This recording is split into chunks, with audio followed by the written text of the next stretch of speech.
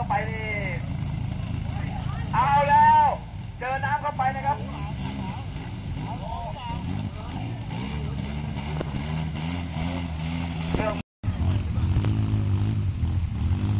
สนามพร้อมไหมครับสนามพร้อมไหมครับสนามพร้อมครับของเสียนุ่ยนะครับ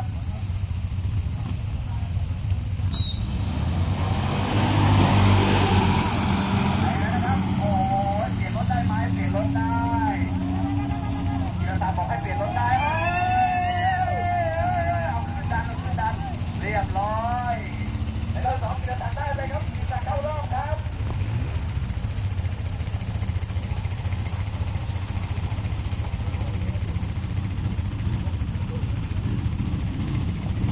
กิโลตันเข้ารอบไปแล้วครับไอ้ลูกสองดูดีๆเตรียมตัวครับจะให้น้ำในรอบแรกนะครับดูดีๆเตรียมไปครับ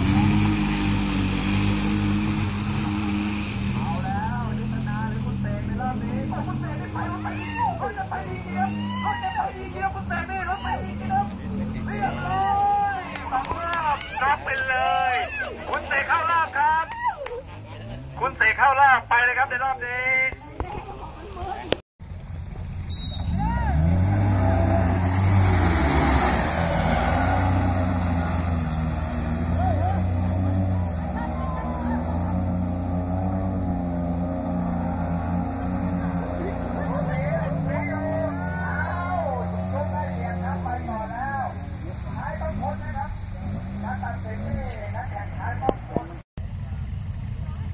สนามพร้อมครับมองถึงต้องวิ่งนะครับ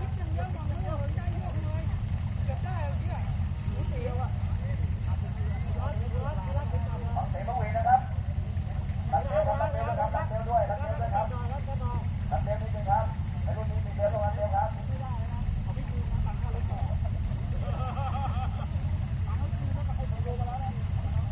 มองถึงต้องวิ่งนะครับหายพ้นนะครับ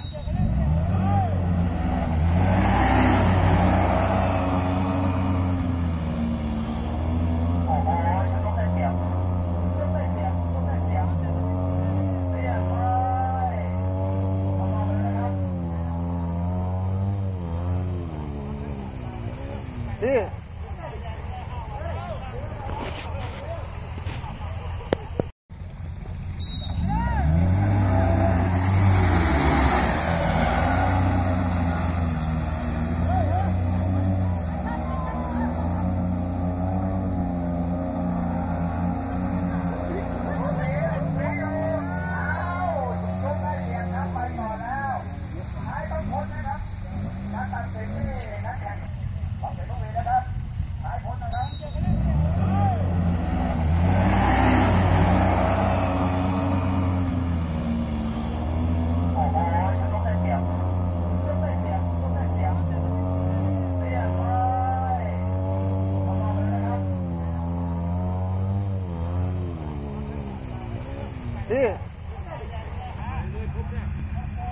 นี่นะครับใช่บอกทาง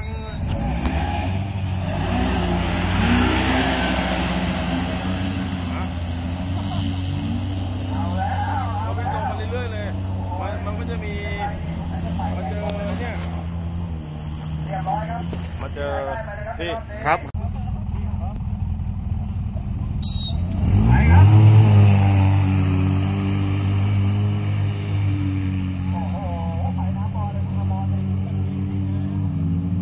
เฮ้ยโดนเว้ย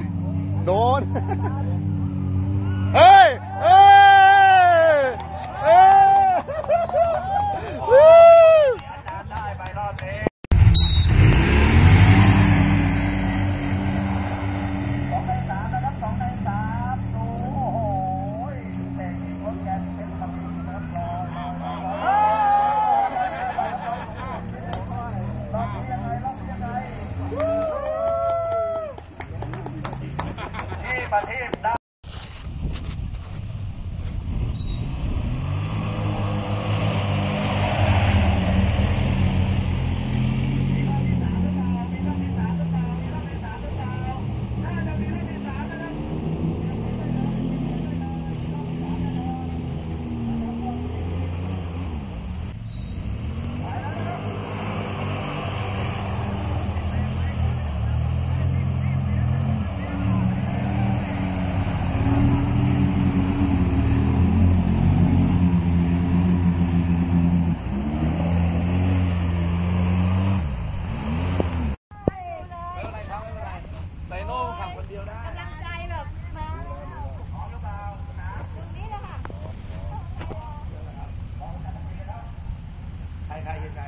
พี่ศักดิ์อยู่ขวา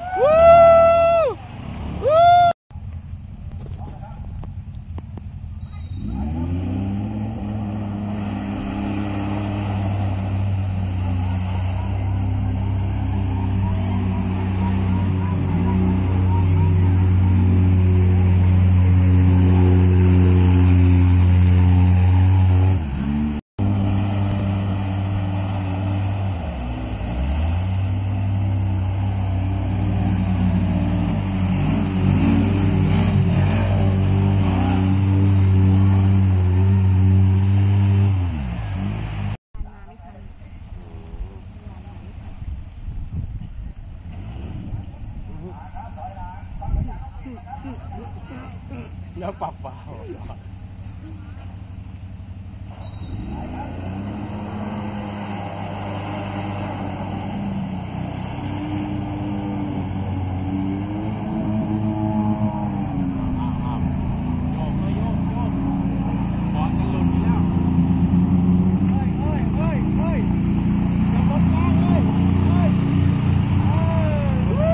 สูงเดียวแล้ว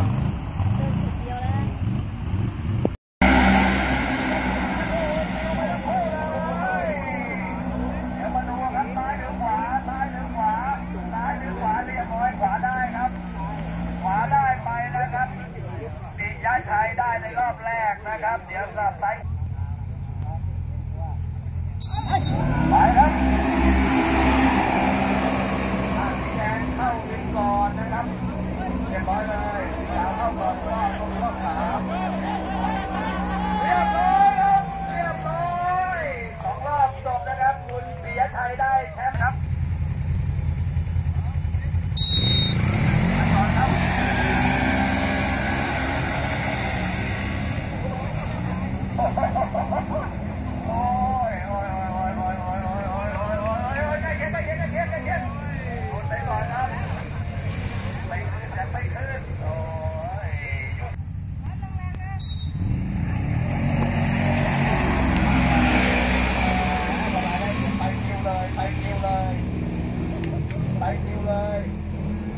รอหรือเปล่าจะรอหรือเปล่าไม่ไหวครับน็อตไม่ไหวครับน็อตหมดแรง